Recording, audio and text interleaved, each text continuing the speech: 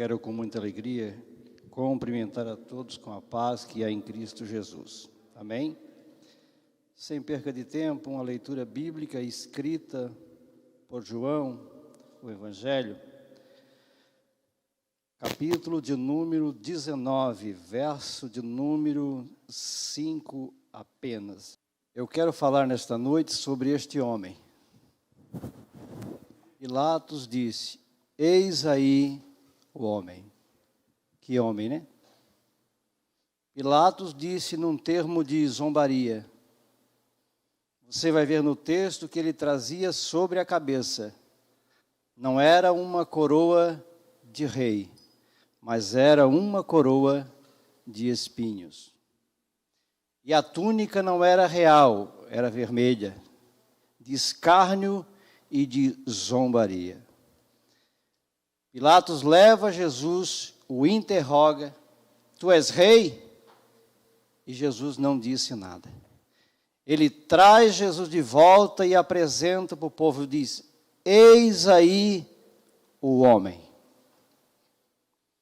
O que você diria deste homem? Pilatos zombou. E este eis aí o homem era uma demonstração de desprezo ao homem, o maior de todos os homens, o mais perfeito, o mais companheiro, o mais amigo, o mais querido, o mais amado, aquele que compreendeu todas as fraquezas humanas, e não só compreendeu, mas que ajudou e socorreu. Mas que agora estava diante de um governante, Pilatos. Este homem governava a Galileia. E os judeus, com inveja de Jesus, levaram para ser condenado. Pilatos até quis salvá-lo. Mas quando colocaram Jesus e o imperador, disseram para Pilatos: se tu soltar este homem, não és amigo de César. Então Pilatos ficou com medo. De quem você é amigo?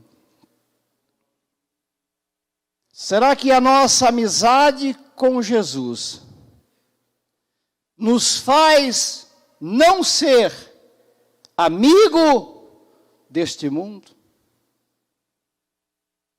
Pilatos disse: mas ele é rei. Ele diz: não, nós só temos um rei, que é o César. Se eu olhar com você as Escrituras,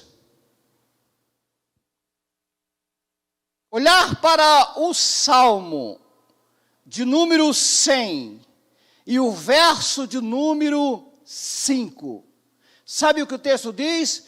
Porque Deus é bom. Eterna é a sua misericórdia, e as suas verdades se estendem de geração em geração. Se eu levar você para a leitura do Salmo 33 e 5, falando a respeito de Deus, Ele é bom. Porque Ele é bom. Ele ama a justiça e a verdade. Falando de Deus. Se eu levar você para o Salmo de número 103, verso 17, o texto vai dizer: as misericórdias são de eternidade a eternidade sobre aqueles que o temem, e a sua justiça sobre os filhos dos filhos. Falando de Deus.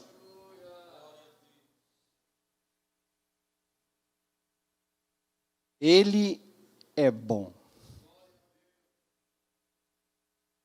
Se você olhar para o Salmo de número 90, verso 2, diz que de eternidade a eternidade, tu és Deus. E diz que as misericórdias deste Deus são de eternidade a eternidade sobre os que o temem. Porque a palavra temor aqui é o que? Reverência e sujeição às suas leis e os seus princípios. O Salmo de número 89, verso 14 diz: justiça e juízo são a base do seu trono, misericórdia e verdade vão diante do seu rosto. Agora, este Deus aqui quis se fazer humano. Este Deus aqui, que João vai dizer lá no capítulo de número 1, verso 18, o texto assim: Deus nunca foi visto por ninguém, mas o Filho que estava junto com ele o fez conhecido. Se você voltar lá para o livro do Gênesis, o princípio da criação, que envolve a Trindade divina, começando no capítulo de número 1, aonde o texto vai dizer: e no princípio criou Deus os céus e a terra. Voltando para o Evangelho de João, capítulo 1, versículo 2, João vai dizer: ele estava no princípio com Deus, e todas as coisas foram feitas por ele, e sem ele nada do que foi feito se fez. E no verso de número 14 do capítulo 1, João vai dizer: e o verbo se fez homem e habitou entre nós, e vimos a sua glória. Você vai voltar comigo para o capítulo de número 6 do livro do profeta Isaías, e o verso 3, quando aqueles serafins conclamam para si mesmo a respeito do atributo chamado santidade divina, quando eles dizem para ele mesmo: Santo, Santo, Santo é o Senhor dos exércitos, toda a terra está cheia da sua glória. Aqui João vai dizer: vimos a sua glória. Quantos já viram a glória? Quantos já viram a glória? Pilatos não conseguiu ver a glória e disse em termo de zombaria: eis aqui o homem. Mas você já disse: eu vejo ele como o homem que salvou a minha alma. Ali estava Deus, e Pilatos não conseguiu ver. Pastor, Pilatos não conseguiu que ali ele estava diante do Criador, do sustentador de todo o universo. Pilatos se esqueceu de que ele era um governante por tempo passageiro, mas o que ele estava diante dele com uma coroa de espinho, sem dizer nada, era aquele que reina e que vive para todo sempre. Aqui ele estava vestido com uma veste de zombaria. A veste era vermelha. Essa aqui foi a veste que os homens ímpios colocaram sobre ele. Mas ele se veste de uma forma diferente. Você quer ver como era a veste de Jesus, ou como será a veste dele? Lá no livro do Apocalipse, no capítulo de número 1, o verso de número 2, João viu aquilo que escreveu e relatou a respeito da visão que viu. E no verso 12, 13 e 14, ele diz para nós em rápidas palavras aquilo que ele viu: virei-me para ver quem falava comigo, e quando virei-me, vi 7 castiçais de ouro, e no meio dos 7 castiçais de ouro, um semelhante ao Filho de Deus, vestido até os pés com vestido comprido, e cingido pelos peitos com um cinto de ouro. O seu cabelo era um branco branco como a lã, branca como a neve, e os seus olhos como chamas de fogo, os seus pés como latão reluzente, e a sua voz como voz de muitas águas. Eu, quando vi, caí a seus pés como morto. Esse era o Cristo que Pilatos não viu. Esse é o Cristo que Pilatos zombou. Esse é o Cristo que Pilatos não reconheceu. João vai escrever, eu quando o vi, ele estava de costa. Ele ouviu a voz por detrás dele, então ele virou-se para ver quem estava falando.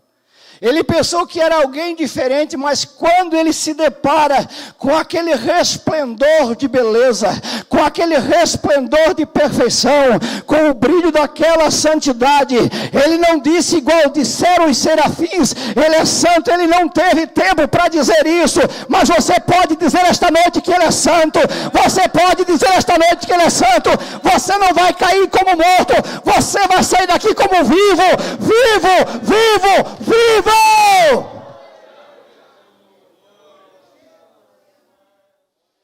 E eu caí aos seus pés como morto. Essa é a diferença.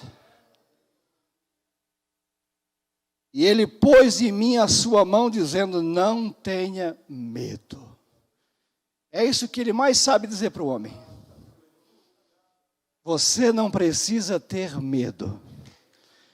Porque ele já enfrentou os fariseus, já enfrentou os saduceus, ele já enfrentou Herodes, ele já enfrentou Pilatos, ele já enfrentou a cruz, ele já enfrentou a morte e já venceu todos.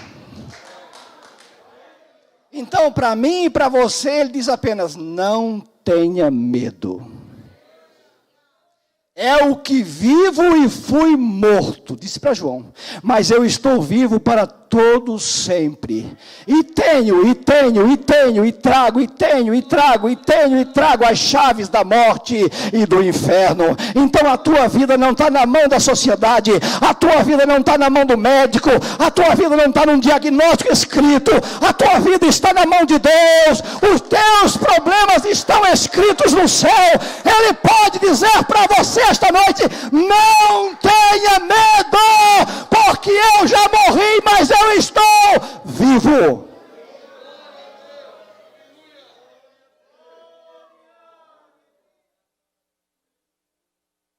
Você já viu um tempo de medo como esse? As pessoas andam com medo de tudo.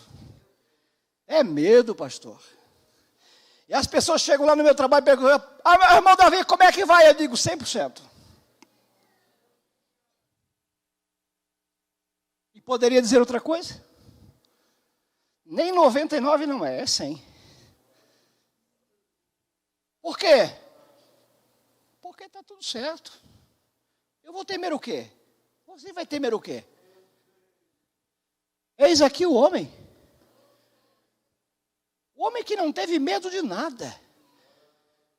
Se Pilatos não tivesse dito, eis aqui o homem, você até poderia ter medo, mas ele disse, olha, aqui está o homem. Ele não estava sabendo nem o que estava dizendo, mas ele estava, na verdade, profetizando, é o homem, é o verdadeiro homem mesmo. É o homem que não é mais homem, agora é Deus, é Deus, é Deus, é Deus. Ele era Deus no princípio, ele era Deus na eternidade, agora se fez homem, agora ele morreu como homem, mas ressuscitou e está vivo, está vivo, está vivo, está vivo. E ele diz para você, não tenha medo, eu estou vivo. E se você está prostrado, ele vai dizer, não tenha medo, eu levanto, eu ajudo, eu socorro, eu fortaleço, e se for preciso, eu ressuscito também. Quero falar um pouco deste homem aqui. Se vê falar de tantos homens, né? É o que mais quer um lugar na mídia. É o que mais quer notícia. É o que mais quer estar entre os populares. Mas eis aqui um homem que deve ser lembrado todos os dias. Que homem? O homem que parou para atender um leproso. Você sabia o que era um leproso no passado? Era uma pessoa destituída da sociedade. As pessoas tinham medo porque a lepra era uma doença contagiosa. E ele precisava andar vestido ou com alguma coisa que o identificasse. Ele não podia viver na sociedade, ele era separado da família. Mateus vai registrar no capítulo 8, versículo 1. E descendo ele do monte, eis que seguia uma grande multidão. Eis que veio um leproso e o adorou, dizendo: se tu quiseres, tu és o homem, se tu quiser, tu pode me tornar limpo. Você tem fé esta noite para dizer que ele é o homem, ele é o verdadeiro homem, ele é o homem que salva, o homem que redime, o homem que batiza, o homem que cura, o homem que tira as enfermidades sobre a tua vida. Ele é o homem. Olha o leproso, que homem de coragem, que homem de fé, pastor. Ele rompeu a sociedade, era proibido ele chegar num grupo de pessoas. Eis que veio o leproso e o adorou. Sabe o que é adorar? É se prostrar, é reconhecer, é fazer continência. Quem sabe falta para nós receber o milagre, fazer continência, chegar perante ele e dizer: tu és o homem enviado de Deus. Eis que veio o leproso e o adorou, dizendo: se tu quiseres, olha o poder da fé. Se tu queres, tu és o homem, tu és o homem, tu és o homem que tens o poder nas tuas mãos, tu és o homem. Como é que o leproso sabia disso, irmão? Pilatos não conseguiu ver nele poder, mas o leproso viu. Que sabe, você está leproso? Não, eu não estou leproso, leproso do pecado. Ele pode sarar você esta noite. Eis que veio um leproso e o adorou, dizendo: se tu queres, tu pode tornar-me limpo. Sabe o que ele disse? Quero ser limpo. Para ele é fácil, porque ele é o homem, ele é o super-homem de Deus, ele é o super-homem, e esta noite, esta reunião está supervisionada por ele. Ele é que quer, ele é que quer, ele é que quer, ele é que quer. Você é a ovelha do seu pasto, você é a ovelha do seu pasto, você é a ovelha do seu pasto. Ele quer nesta noite que você reconheça que ele é o homem eleito por Deus, pregado pelos profetas e revelado no Novo Testamento como o homem que salva o pecador. O leproso saiu 0 quilômetro, pele restaurada e glorificando a Deus. No meio da crise, exercite a fé para você sair como um vitorioso. Enquanto alguém vê crise, você tem fé e diz: ele é o homem, ele é o homem escolhido por Deus, eleito por Deus, revelado por Deus, ele é o homem, e eu creio. O mesmo texto vai dizer: Jesus desce do monte, limpa o leproso e entra na cidade. E quando ele entra na cidade, se depara com um centurião que diz: mestre, eu vim buscar a cura para o meu criado que está em casa doente. Jesus disse: eu irei e darei saúde para ele. Ele disse: não precisa ir, tu és o homem. Tu és o homem que tens autoridade. Manda daqui que ele vai ficar curado lá. Olhe para os versos 10 e 11. Maravilhou-se Jesus ouvindo isso e disse: nem mesmo entre os meus irmãos encontrei tanta fé. Quantos têm fé aqui para crer no homem? Ele é o homem, ele continua sendo o homem. O homem da atualidade é Jesus. Não é o governo, não é o presidente, não é o prefeito, é Jesus de Nazaré. Ele continua sendo o homem que cuida da tua casa, o homem que cuida da tua saúde, o homem que cuida dos teus bens, o homem que cuida do teu casamento, o homem que cuida da tua saúde espiritual. Ele continua sendo o homem. Talvez você seja como Pilatos, não consiga ver em Jesus a natureza deste homem, mas era uma natureza poderosa. Se você olhar para o capítulo 28 de Mateus, verso 18, chegando-se Jesus falou dizendo: é-me dado todo o poder. Este homem tem todo o poder. Ele já tem todo este poder para fazer maravilhas. Ei, mas o fruto, a terra boa para operar maravilhas se chama fé. Se você crer no poder deste homem, milagres acontecerão aqui esta noite. Milagres na tua casa. Ei, ele nem precisa ir lá. Ele usa a tua fé e manda embora a enfermidade. Como fez com o centurião. Agora, se você olhar para o capítulo 9 de Mateus, ele está numa reunião, uma pregação fervorosa, e Jesus está pregando. De repente ele para a pregação porque desce na frente dele uma cama com um paralítico. Mas ele é o homem de Deus. Ele é o Deus encarnado que tem todo o poder no céu e na terra. Ninguém disse nada. Os curiosos olharam. Jesus olhou para o homem e disse: Filho, perdoados são os teus pecados. É o que ele mais gosta de fazer. Olhar para o coração aflito do homem e dizer: perdoados são os teus pecados.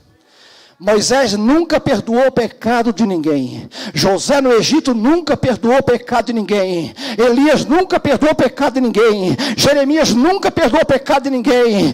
Ezequiel nunca perdoou o pecado de ninguém. Profeta nenhum perdoou o pecado de ninguém. Mas ele veio para perdoar o pecado.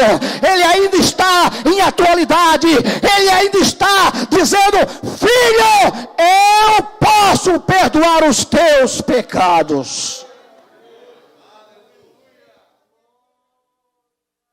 Não precisa fazer barulho não. Ele olhou para o homem, para aquela tristeza. A doença do homem era física, e o homem estava ali, não era para perdoar pecado. O que eles vieram trazer o homem ali era para uma cura física. Mas a necessidade de Deus é perdoar a alma primeiro. O que mata o homem não é a física, o que mata o homem é a espiritual. Filho, tem bom ânimo, porque perdoados são os teus pecados. Logo vieram os Pilatos, ali tinha Pilatos também. E começaram a dizer: quem é esse aí para perdoar pecado? Só Deus pode perdoar pecado, é verdade, estavam certos. O que eles não sabiam é que Jesus era Deus. Mas eles estavam certos, eles diziam: mas como um homem desse perdoar pecado? Que blasfêmia. E esse pecado, a sentença desse pecado era a morte. O homem, se fazer Deus, ele deveria morrer apedrejado. E disseram: quem é? E começaram a pensar, não falaram: mas este homem aqui conhece até pensamento, sabe?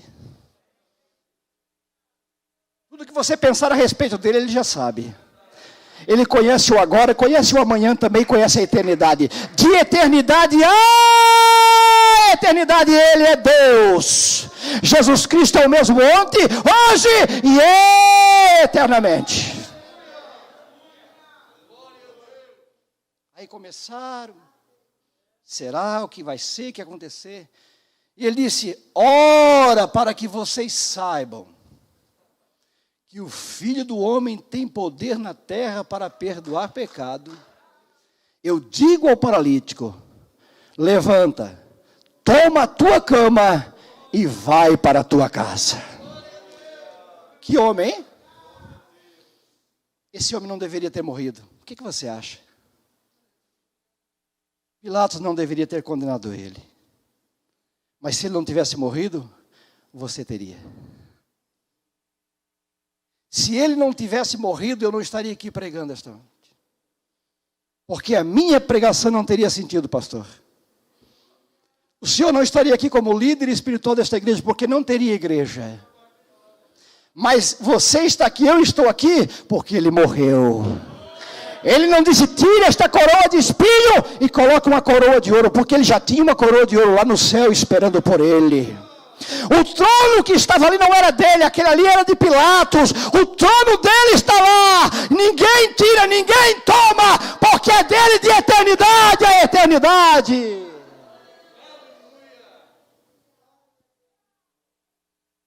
Se você ler Marcos 16 e verso 19... ora, depois de ter falado estas coisas, foi recebido no céu. E assentou-se à direita do Pai, no trono. Lá Pilatos não vai lá não tem Pilatos não, lá só tem adorador, lá só tem quem crê, lá só tem quem crê, lá só tem quem crê, lá só tem quem se humilha, lá só tem quem reconheça, lá só tem quem adore. O trono lá é eterno, não é passageiro, não é mundano, não é feito por mãos humanas, não é construído, é baseado em justiça e verdade. Justiça e juízo são a base do seu trono, misericórdia e verdade vão diante do seu rosto. Que homem! Eis aí o homem, apresentou Pilatos. Mas eu apresento um homem diferente para você esta noite. Eu apresento um homem que pode trazer para você felicidade. Se você olhar para o Salmo 16, verso 11, sabe o que o Salmo diz? Na tua presença, falando de Deus, há abundância de alegria. Que lugar bom, né? Mas se eu levar você para a oração sacerdotal de Jesus, no capítulo 17, versículo 12. Mas agora eu vou para ti e digo isto no mundo, para que eles tenham a minha alegria completa em si mesmo.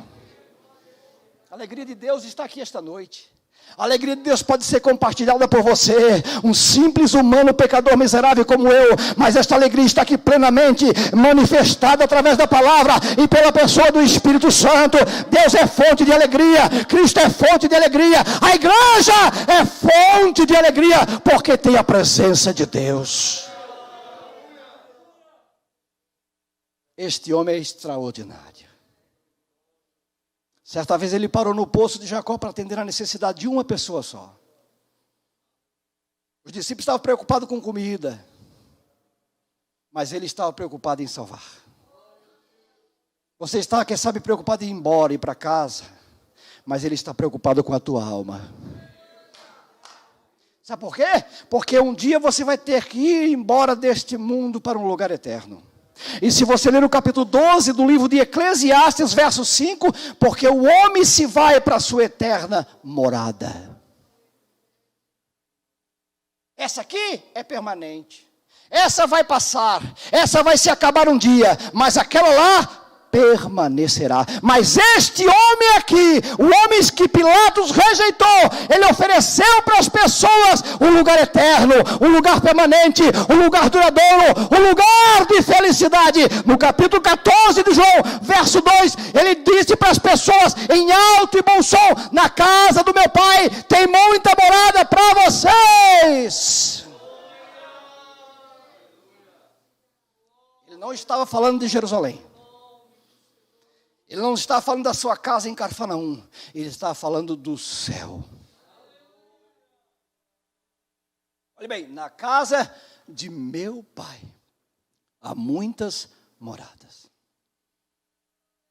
Vou preparar-vos lugar. E se eu for e vos preparar lugar, eu virei outra vez. E vos levarei para mim mesmo, para que aonde eu esteja, vocês estejam comigo. Quantos querem estar com ele? Quantos? Já vou terminando, encerrando dizendo, o capítulo 9, versículo 28 do livro aos Hebreus diz assim: assim também, Cristo ofereceu-se uma vez para tirar os pecados de muito, voltará a segunda vez, sem pecado, aos que esperam para a salvação. Ei, se você está numa encruzilhada, no sentido espiritual, se você está na escuridão, ele é o homem da luz. 8:12 de João, ele disse: eu sou a luz do mundo, quem me segue não andará em treva, mas terá a luz da vida. Ei, se você está com fome espiritual, ele é pão. No capítulo 6, verso 48, ele dizia para as pessoas: eu sou o pão da vida, eu sou o pão vivo que desceu do céu, se alguém comer deste pão, viverá para sempre. Ele é o Espírito que dá vida. O Espírito é que vivifica, a carne para nada aproveita. As palavras que eu digo são Espírito e produzem vida. Quantos vão ouvir a palavra? Quantos vão ouvir a palavra? A palavra produz vida, produz vida, produz vida, produz vida, produz vida. Mas a palavra falada por este homem não produz somente vida, produz alegria, produz gozo, produz prazer, produz refrigério, produz renovo, produz batismo, produz cura, restauração, visão. Ai, abre a porta do céu e o homem começa a ver as coisas espirituais. E para mim terminar a passagem que eu falei do capítulo 4, versículo de número 16. Lá, aquela mulher solitária do poço de Jacó. Ele olha para o fundo dos olhos daquela mulher e diz: aquele que beber da água que eu lhe der, nunca mais terá sede. Quem conhece Jesus fica farto. Fica saturado. Nada mais do mundo tem prazer para ele. Ele está repletamente cheio do conhecimento e da verdade de Deus. E a água que eu lhe der fará nele uma fonte que salta para a vida eterna. Ou seja, o crente vai amadurecendo, o crente vai se transformando, o crente vai sendo regenerado. É aquela profecia que está lá no capítulo 4 e o verso 18 do livro de Provérbios. A vereda do justo é como a luz da aurora, que vai brilhando mais e mais até se tornar dia perfeito. Sabe o que é isto? É o processo, é o crente que não para de se ajoelhar na frente deste homem, é o crente que não para de confessar o nome deste homem, é o crente que não para de crer no poder deste homem. Este é o homem e o nome maior que existe. Mas para mim terminar, convidaram ele para ir numa festa. Uma festa de milhares e centenas de milhares de pessoas. E diz que Jesus esperou o último dia da festa, quando a festa estava acabando, terminando. João é o único escritor que resiste a este fato. Está no capítulo 7, versículo 37, 38 e 39. E Jesus vai num lugar bem alto, porque não tinha microfone naquela época, né, pastor? Não tinha caixa de som, era só na força do pulmão. Então ele precisava ir num lugar bem alto, onde todas as pessoas pudessem ver e ouvir. E ele deu um grito, porque a Bíblia diz que ele clamou, clamar é gritar. E clamou Jesus e disse: no último dia, o grande dia da festa, pôs-se Jesus em pé, ele estava sentado. Pôs-se Jesus em pé e disse: quem tem sede, venha a mim e beba. Quem crer em mim, como diz a Escritura, rios, não é mais fonte. Para a mulher samaritana começa com uma fonte. Mas a vida começa com uma fonte e se transforma num rio. Está falando da plenitude da salvação. O crente não vai ficando mais velho, não vai ficando mais ruim. O crente vai ficando mais velho, vai ficando mais crente ainda. Mais crente, pastor, mais crente. Ele começa como uma fonte, e a fonte vai se alargando, vai jorrando água, e vai jorrando água, e vai enchendo, e vai enchendo, e vai enchendo, e vai enchendo, e vai enchendo, e vai enchendo. O que é seco fica molhado, o que é molhado começa a produzir, e aqui é a fonte, agora é um rio.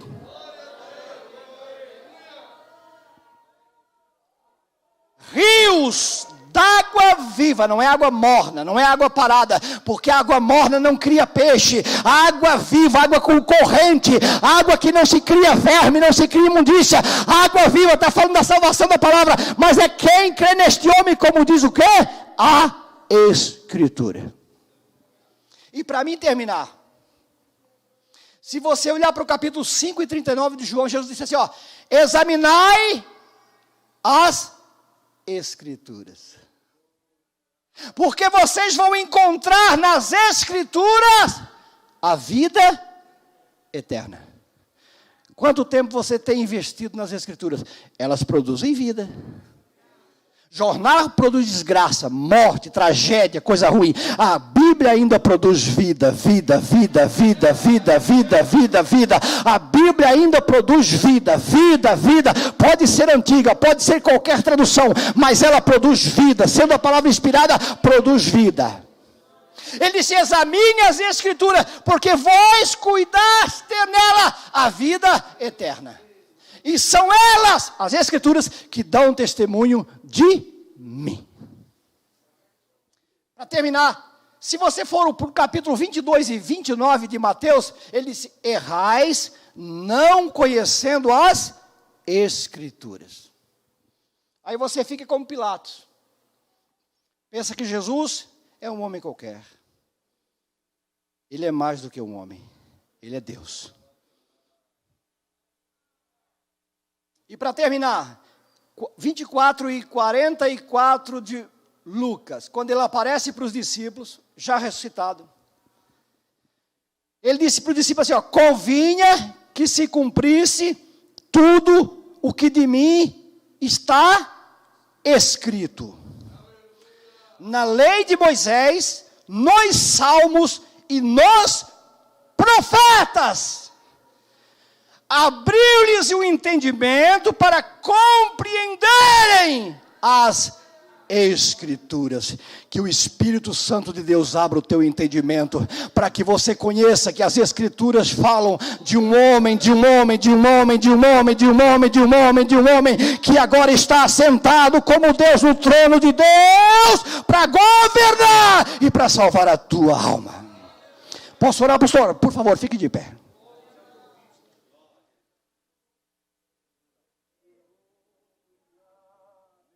Eu vou tomar como base para convidar você, escute bem, a palavra que o nosso companheiro pastor Jefferson leu aqui esta noite. 10 e 9 de Romanos.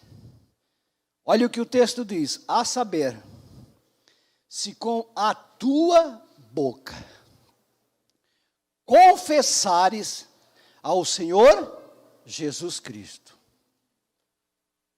e com teu coração credes, olha a fé, que Deus o ressuscitou dos mortos, serás salvo.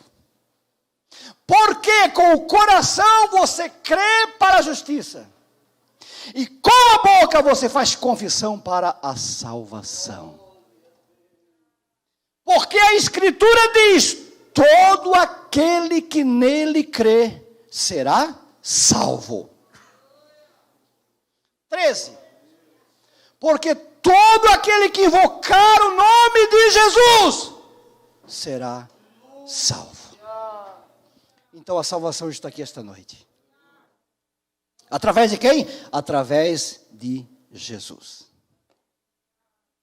Pedro disse para os judeus muito tempo depois, alguns meses depois da morte e da ressurreição de Jesus, no capítulo 4 e 12 de Atos: em nenhum outro há salvação, porque também debaixo do céu nenhum outro nome há dado entre os homens, pelo qual devemos ser salvos.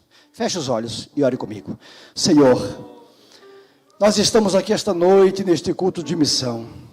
Aqui tem muitas pessoas e eu não as conheço, mas Tu a conhece em particular a vida de cada homem, de cada mulher, de cada moço, de cada criança, de cada casal, de cada vida, Senhor.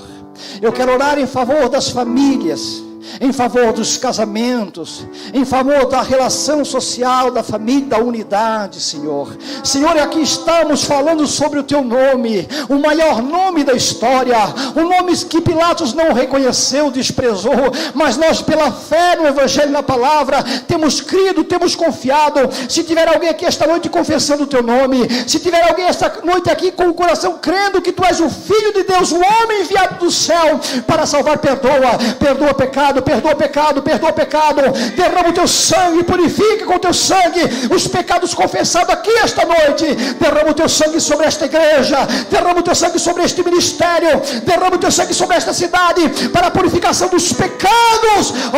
Oh Senhor, o Teu sangue é o melhor antídoto, o Teu sangue é o melhor remédio para purificar o pecado da alma. Eu oro e abençoo a todos no nome de Jesus.